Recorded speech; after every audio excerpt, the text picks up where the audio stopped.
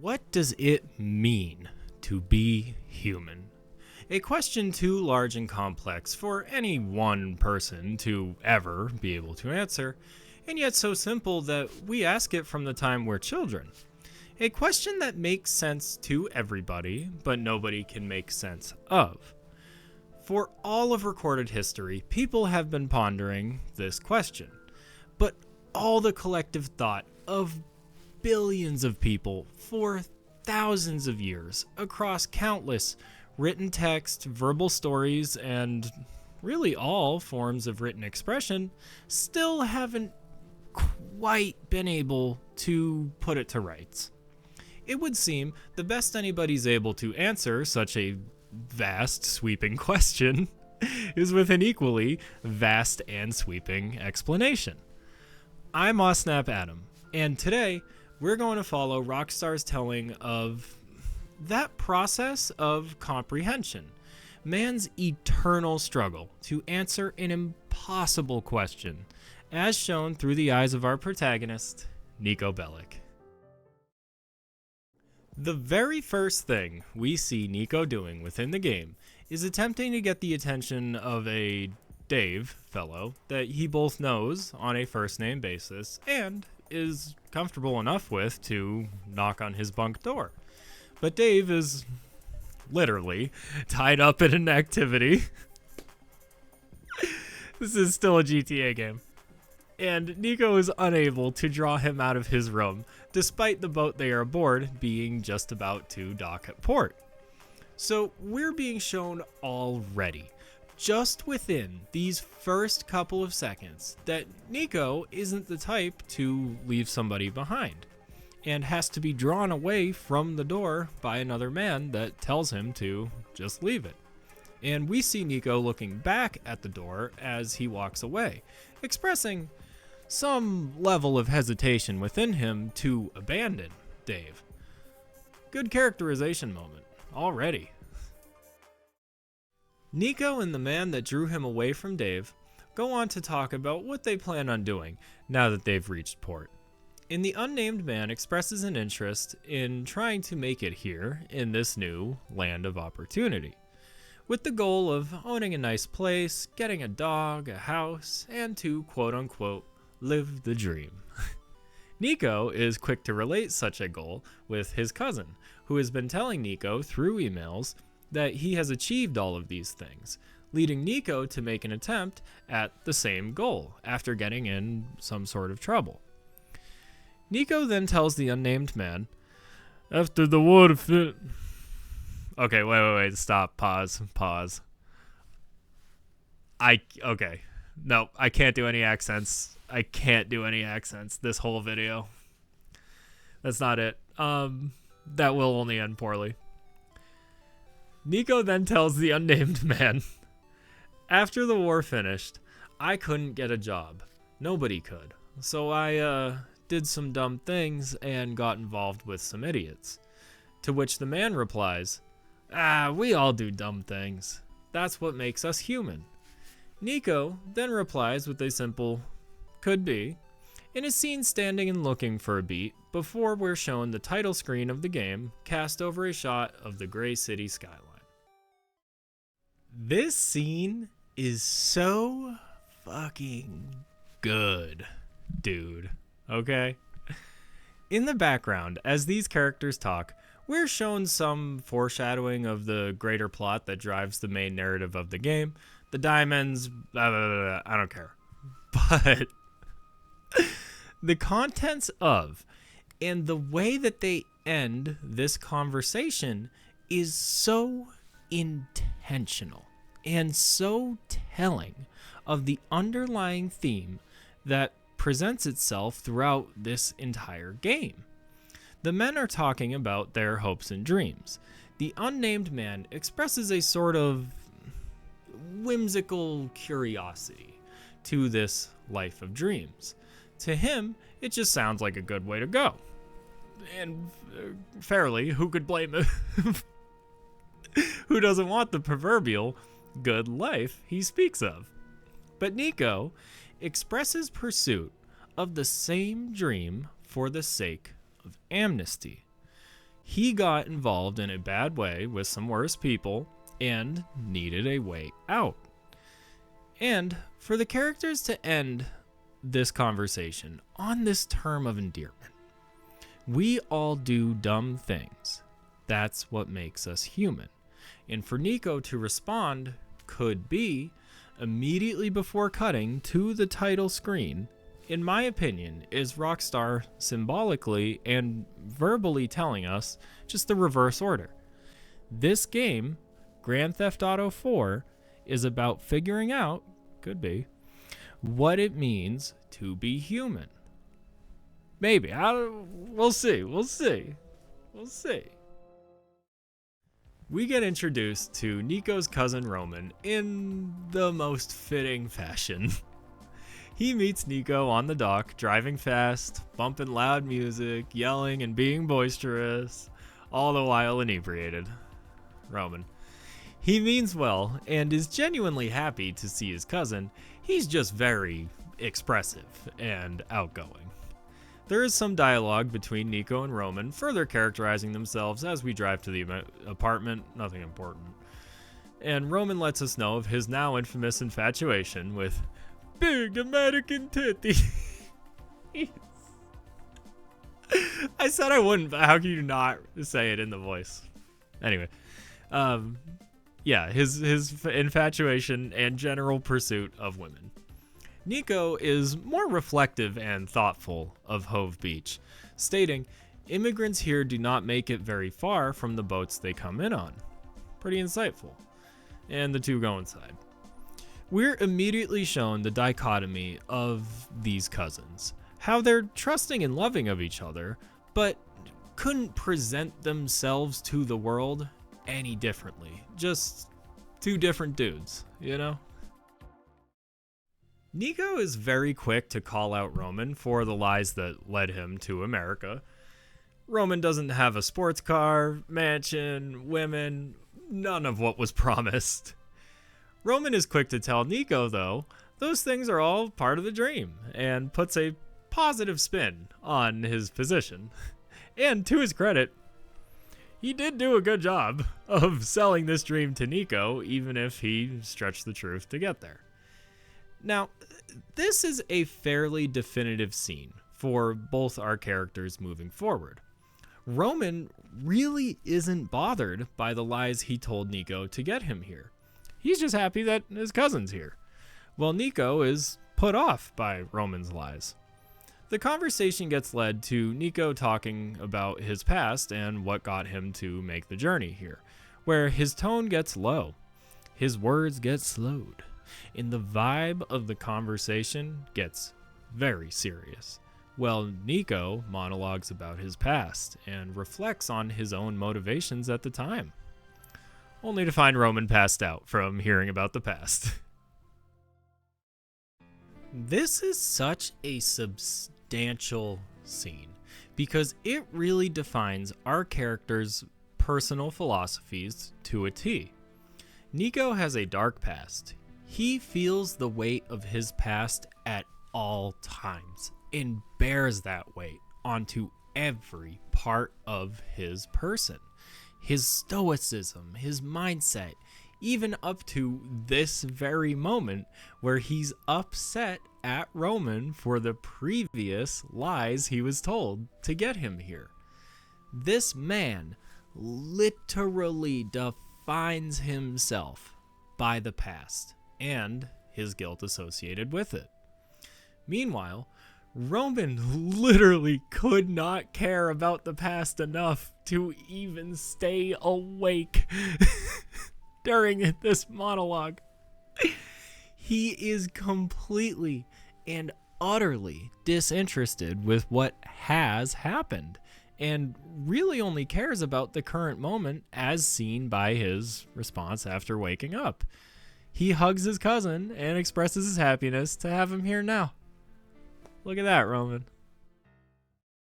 Okay, so we now have the baseline characteristics, and by extension morality, of Nico and Roman established. Nico is a pessimist who is stuck in the past and attributes a ton of moral weight to actions, as expressed by his own guilt. Roman is an optimist that lives in the present, and by extension, doesn't hold morals as tightly as Nico. As long as everything ends up in the right place, the morality behind the actions just aren't that important to him. Our setting is also established. These guys are basically at the bottom rungs of society, not completely destitute, but they don't have much, aside from some big dreams. And we're now set up to explore Hove Beach and bear witness to the Cousins Bellic rise to the top through a section of exposition. Here in Hove Beach, we mostly interact with the other immigrants that occupy this area and follow the local hierarchy through Roman's place, and by association Nico's, within it. Roman is a gambling man, a prominent trait that causes problems for him throughout the story, but leads us to our first link in the chain of command that surrounds the underbelly of Liberty City, a man named Vlad. Vlad is an imposing man that isn't shy about using that size to intimidate those smaller than him, a trait that has led him to the smallest modicum of success in this underworld, the biggest of all the small fish, if you will. And we immediately see him bully Roman, flirting with his girlfriend right in front of him, yell at Roman about Nico's staring, and kick a trash can in the cab company office in order to intimidate. He's a glorified thug, and carries himself as if he rules the roost. Nico ends up getting involved with this underworld by a simple act. He walks into Roman's cab business only to see Roman in a chokehold by a man named Bleedar and held at knife point by a man named Darden, some thugs he owes money to.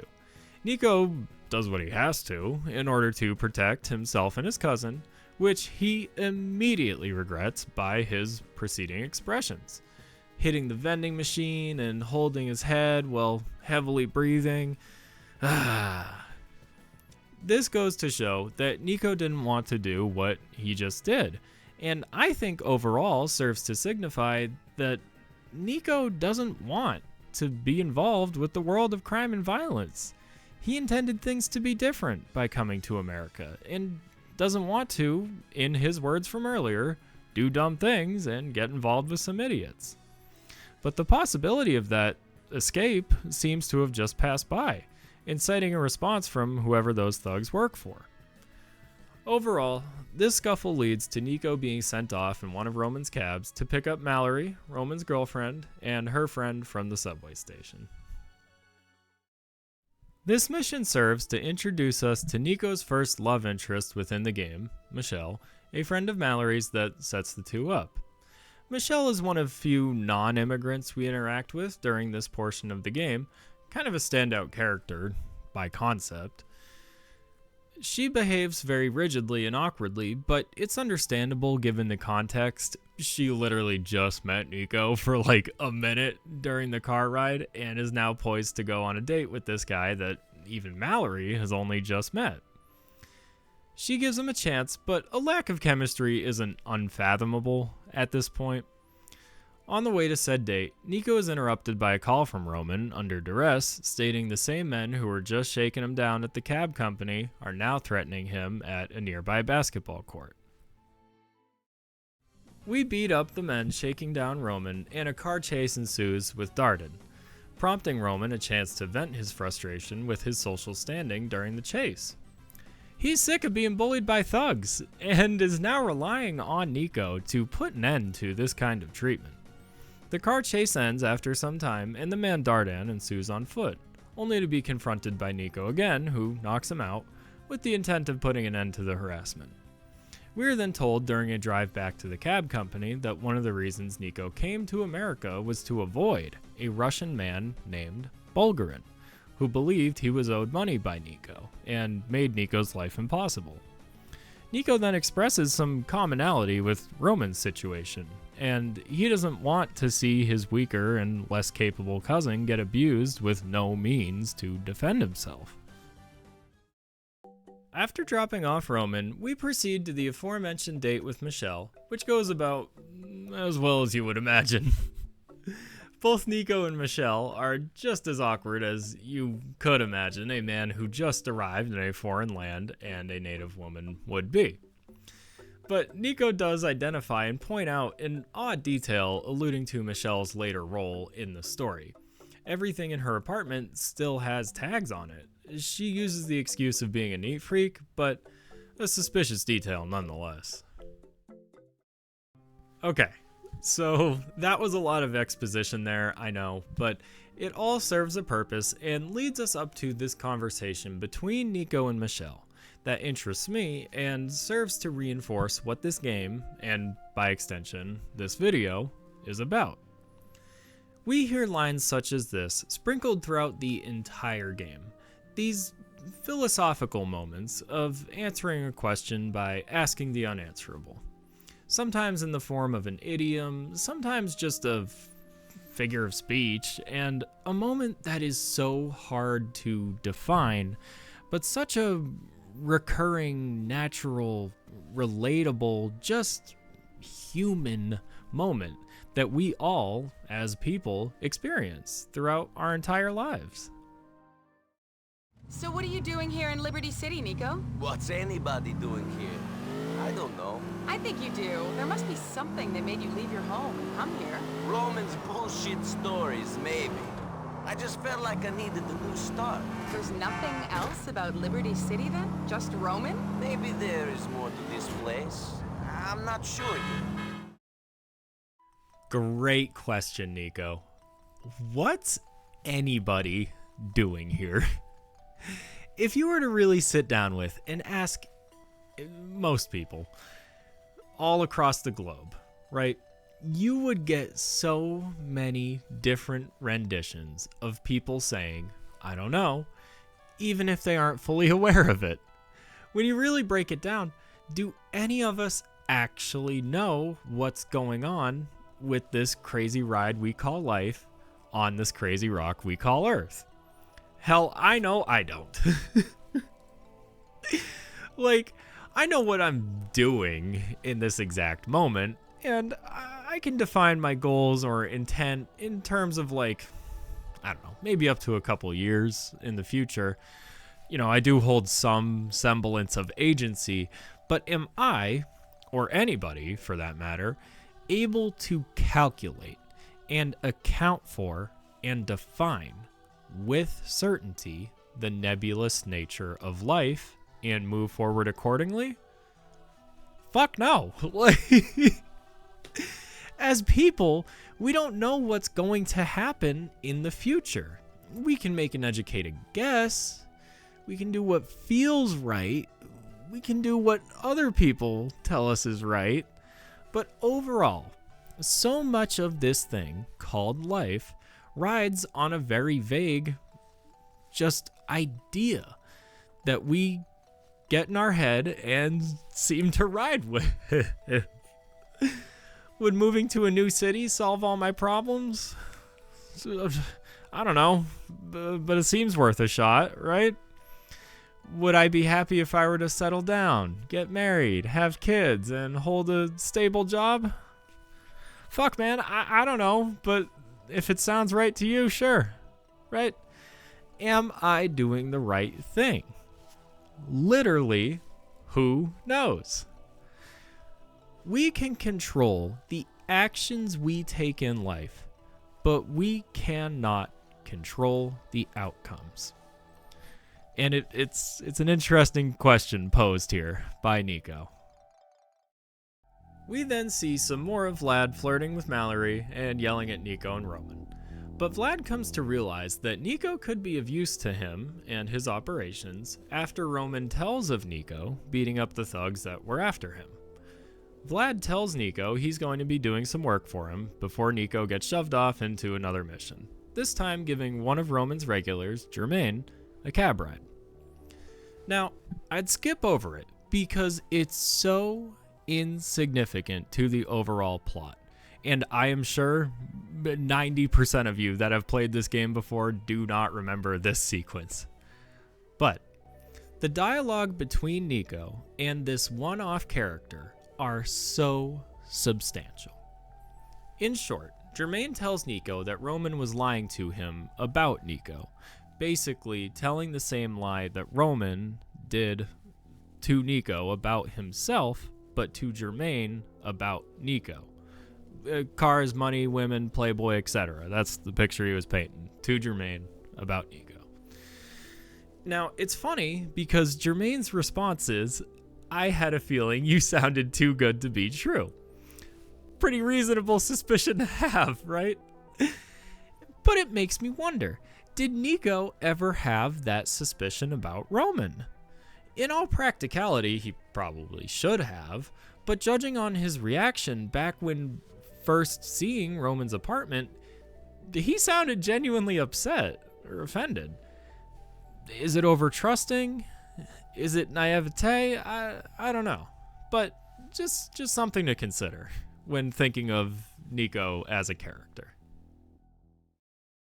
Just a few lines later, in this same dialogue, when Germain tells Nico they'd be transporting stolen automotive parts, Nico responds with, I ain't got no problem with that, man. Just don't tell me if you stole this shit from a hospital or a school for sick kids.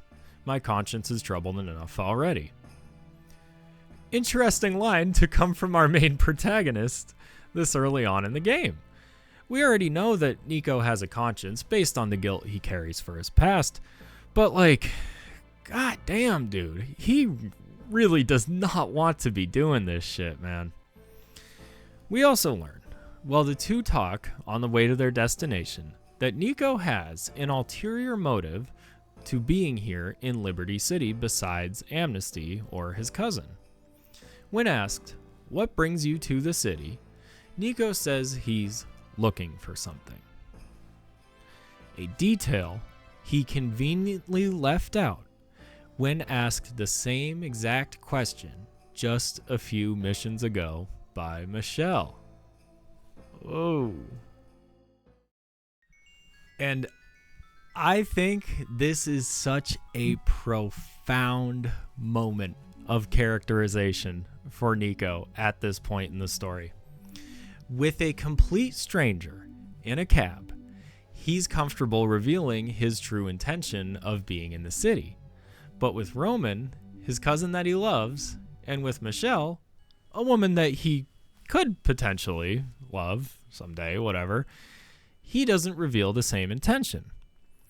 And fuck me, that is just such a real thing to do, isn't it?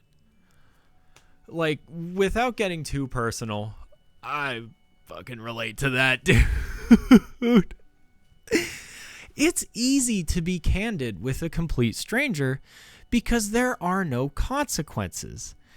There's nothing at stake. I'm probably never going to see this person again. Why would I care about revealing anything to them? But with loved ones, close friends, family members, yeesh, those relationships have a lot more weight behind them. And personally, I'd like to avoid any conflict if possible, you know? But it's just such a humanizing moment, dude. That to the writers to just slip this in this little nothing mission is that's pretty fucking cool, man. That's pretty fucking cool. We see a little exchange between Roman and Nico where Roman continues to ask about Nico's past, with Nico just brushing it off before asking how he can help and gets sent to go pick up little Jacob. Little Jacob ends up becoming a close friend to Nico through the course of the game, as established through this first exchange. Upon first meeting each other, Jacob gives Nico a pew pew YouTube for his own protection, and Nico offers assistance in whatever Jacob's up to, instantly establishing a level of respect between the two, and leading Jacob to offer Nico some work in the future based on his performance defending Jacob while being jumped. I chose to immediately go work for Jacob. Nico pulls up to Jacob's place and rings for him, and Jacob asks how Roman's doing. Nico says, okay, still waiting for his big break. To which Jacob replies, A promise is a comfort for a fool. The boy has to creep before he can walk. And this is why I love little Jacob, dude.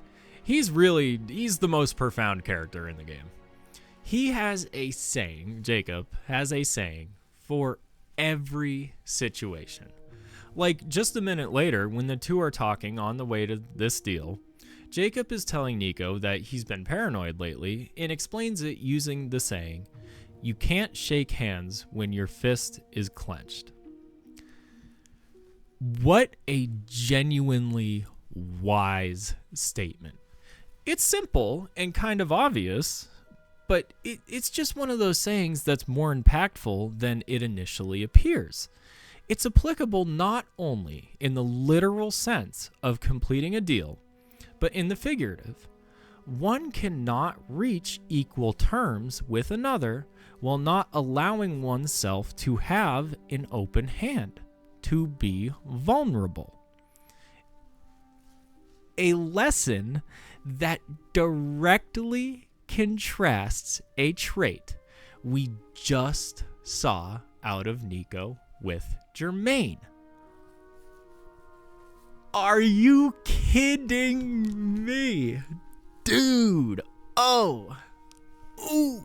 That is good writing, dude. Holy shit. This game. Are you kidding me? Oh my god. Nico and Jacob talk on the way back from the mission about the complexities of loyalty.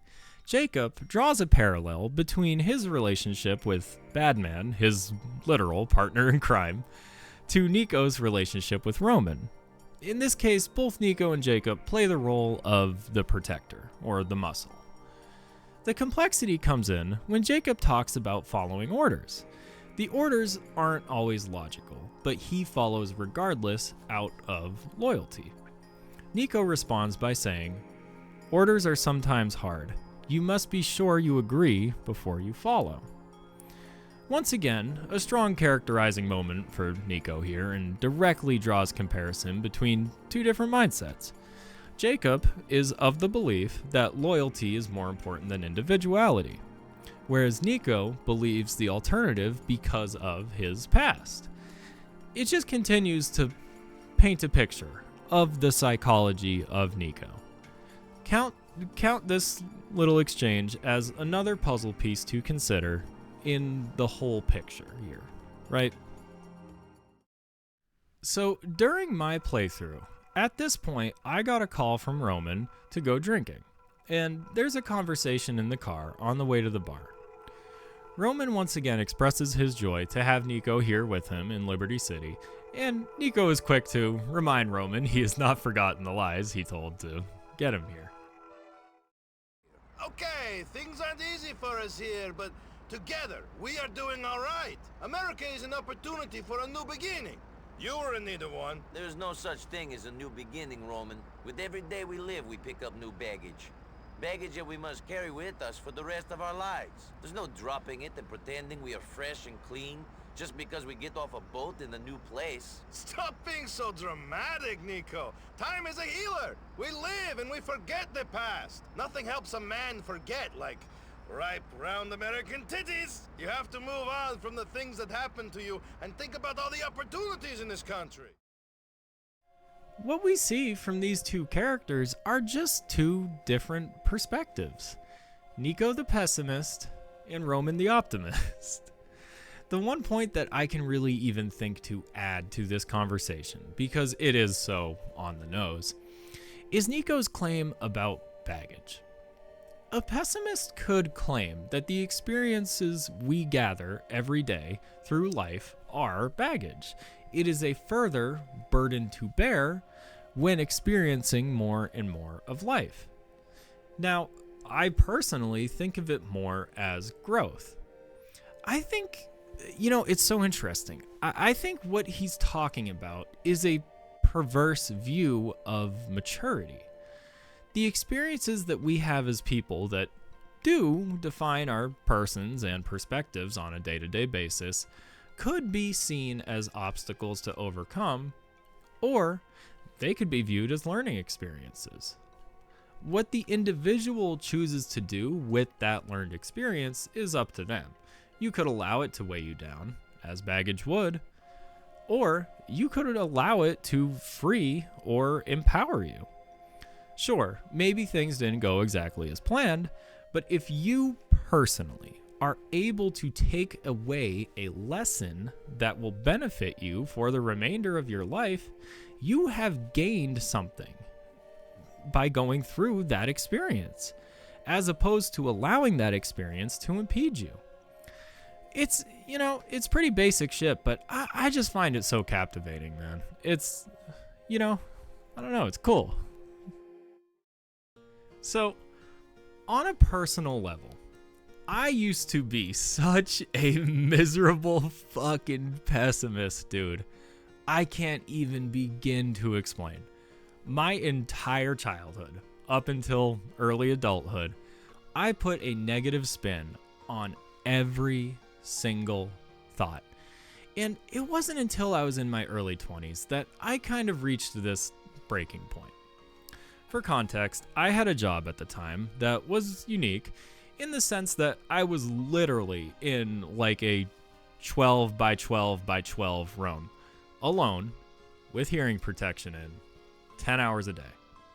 And it wasn't until one day, doing my work, with the hearing protection in and everything, I had made myself upset just thinking about my past. I had tears in my eyes, I was going through it. And it dawned on me. In that moment, there was literally zero outside influence on me. I, and I alone, had solely made myself upset. It was an honest to God epiphany, dude. It was like flipping a switch in my head, It just, I can't even explain.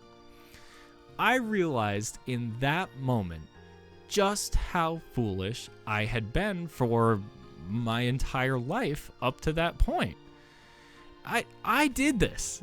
I am making myself upset. And it just gave me the idea that maybe I shouldn't always take my own thoughts so seriously.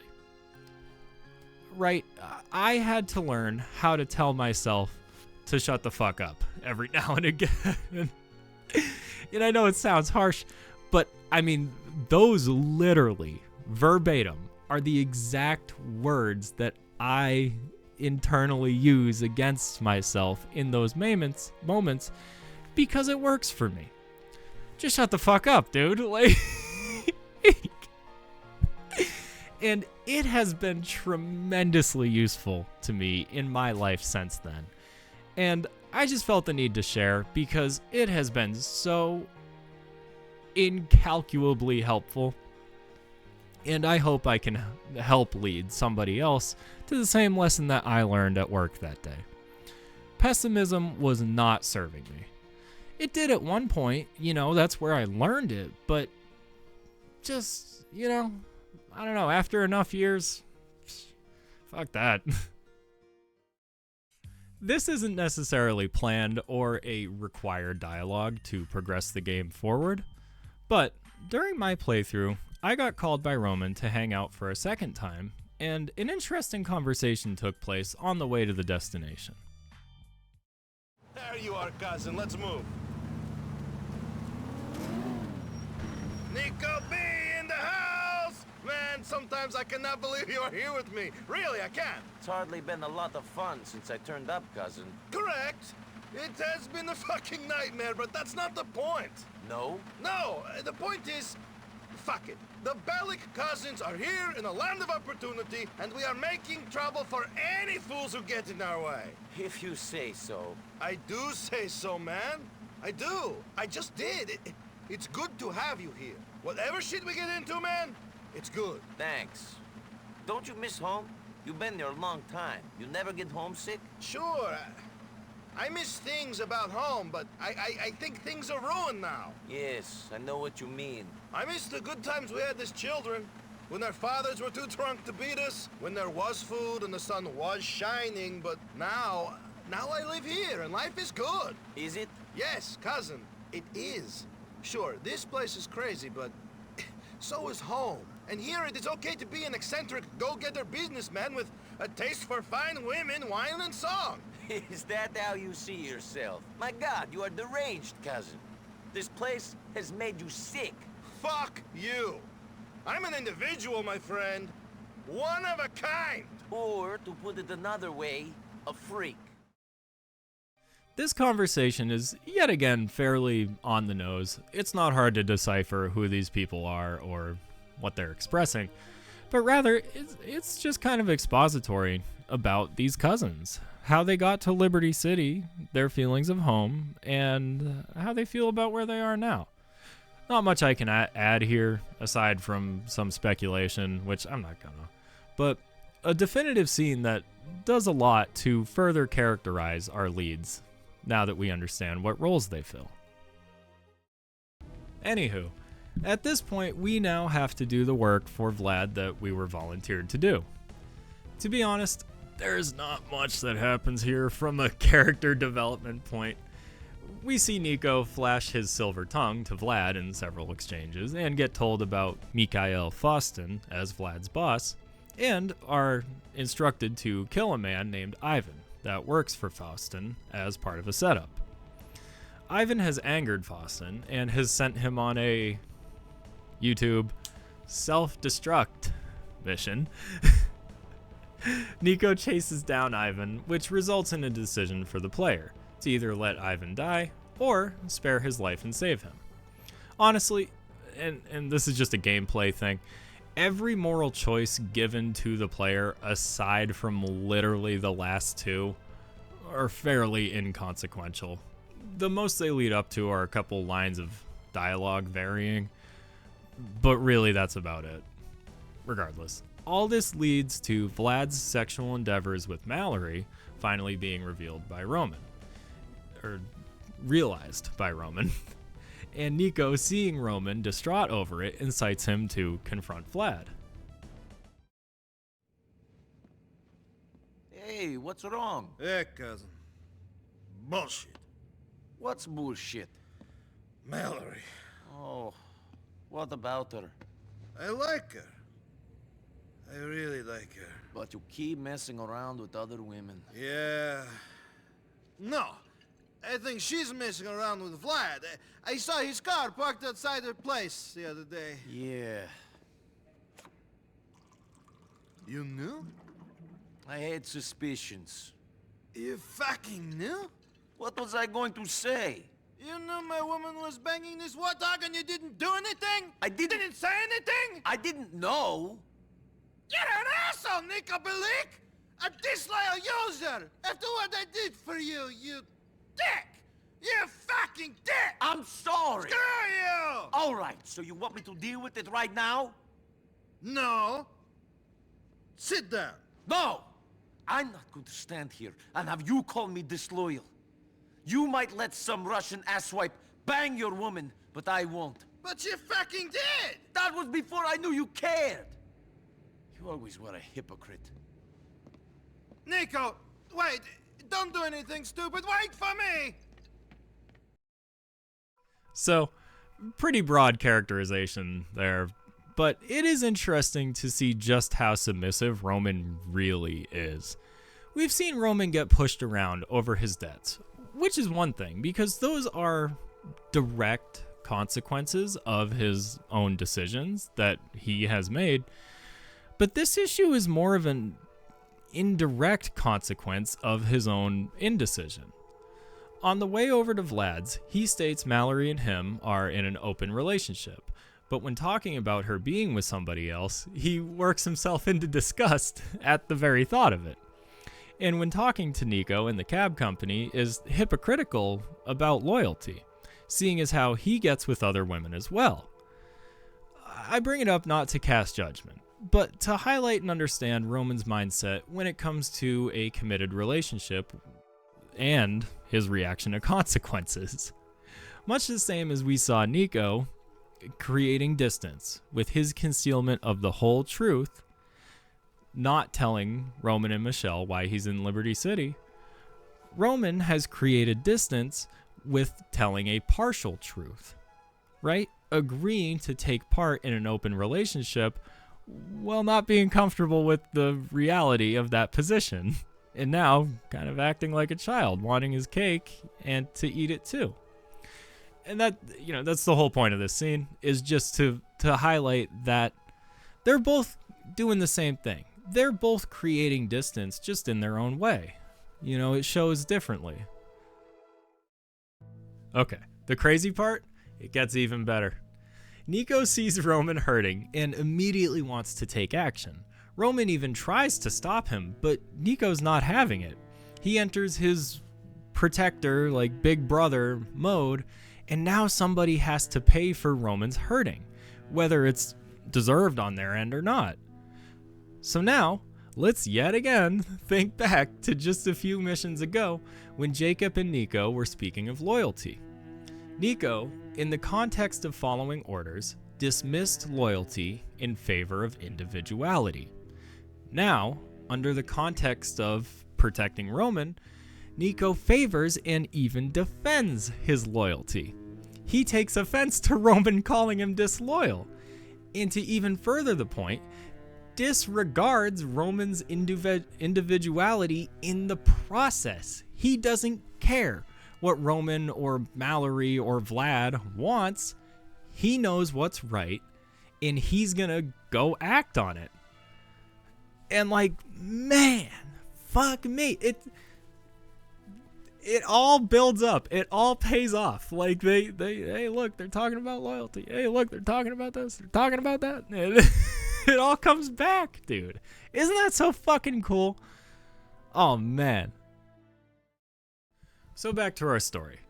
Nico and Roman arrive at Comrades, the bar Vlad hangs out at. And Nico confronts Vlad, who doesn't take kindly to being stood up to, and sicks his men on Nico before boldly speeding off in his car.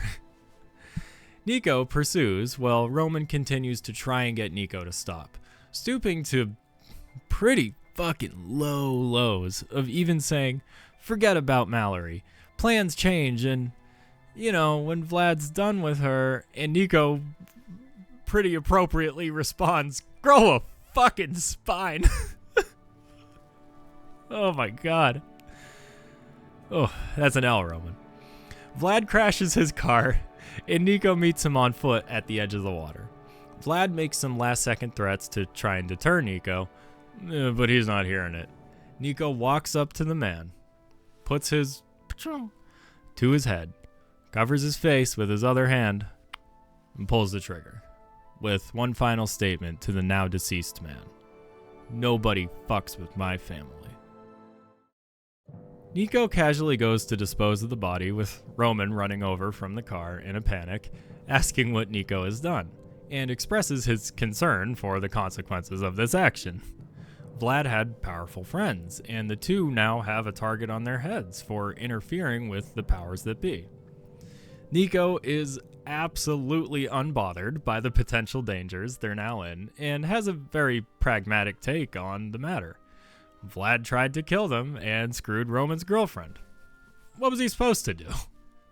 And seeing Roman in this state of unrest prompts Nico to finally have the talk Roman's been trying to initiate since Nico arrived in Hove Beach, and share some of his experiences during the war. When I was in the army, we were going on a mission to ambush a squad who'd killed a lot of innocent people.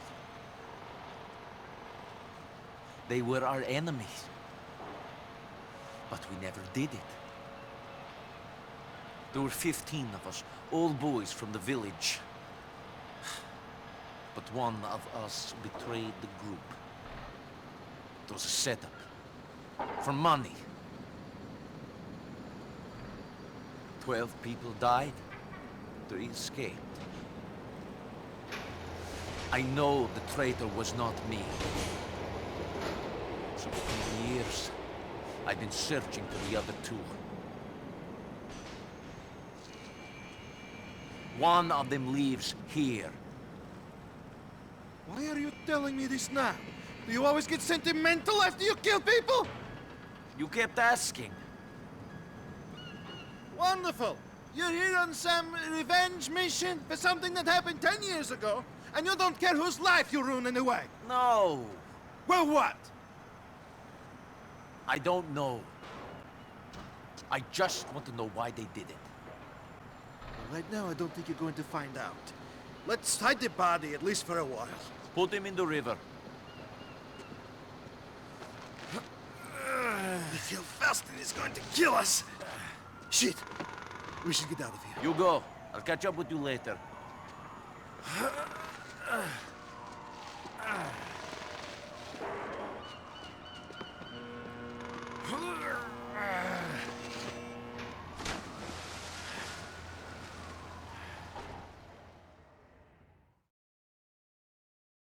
So now Roman knows Nico's ulterior motive, and in a truly graceful display, with just a few sentences said, and only for a moment, Roman now takes the role of the comforter, and Nico plays the role of the uncertain and vulnerable. Maybe the child, right? It's just so fucking cool, man. These two characters are thunder and lightning. Thelma and Louise, Bonnie and Clyde, what's his name? Bob the tomato and Larry the cucumber, right? They just so perfectly dance with each other, in between roles, in between perspectives, in between stances. Like, they are the perfect heel and face because both are adaptable as the other needs it. This relationship and the context I've given thus far is why I have named this video what I did, and what inspired me to talk about this game in the first place. I'm going to be honest, I initially set out to cover all the character-defining moments within this game, but a project of that scope very quickly balloons to a scale that would require an obscene amount of time and effort on my part, and at some point it becomes kind of redundant or repetitive. I feel like this segment of the game serves what I need it to well enough, and that's to reinforce my opening statement. This game is about figuring out what it means to be human. That question is answered in these tiny little moments. Moments like talking to a random cab driver on a Tuesday afternoon. Moments like scavenging a failed plan for a date and walking across the entire boardwalk to the only place that's open. Moments like meeting with your cousin that you don't exactly see eye to eye with, but sitting down and breaking bread all the same. Mere blips in the totality of a lifetime. But to the scale of one's person, make up how it is defined. There are truly all types of people out there, but all people, regardless of any factor you could think of, have some things in common. We all get presented with questions that we don't have the answer to. We all get presented with situations that don't have a clear and obvious correct path to follow. We all have a history. We all have a family. We, if not by blood, we have people that we are blindly loyal to. We all come from somewhere. We all have our shortcomings. We all have our strengths. We all have our insecurities. And it's all of these things and more all together that make up this experience that presents us with opportunities every day to define that experience as we see fit and to share those learnings with those around us. We might not always follow our own morals to a T and sometimes adapt them to our will. We all make mistakes, but those mistakes are what make us human because we can learn from our mistakes and correct our actions.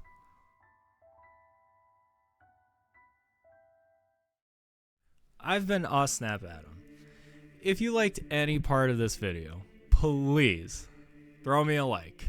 If this video made you think, do me a favor and subscribe. If you giggled, if you cried, if you paused the video to reflect on your own life, if you now feel compelled to play this game because of what I've showcased, if you feel like reading a book, if you feel like doing the dishes, jumping jacks, walking the dog, anything, please do me a solid and engage with the video.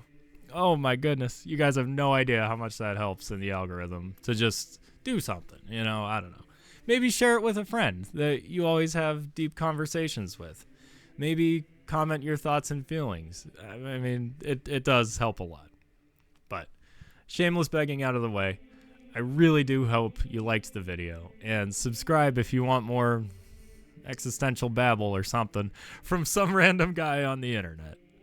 And by the way, if you've made it this far, yes, this is a cardboard box with a shipping label on it. I had to make a pop filter to fix the audio. There you go. But thank you so much for your time, and have a good rest of your day.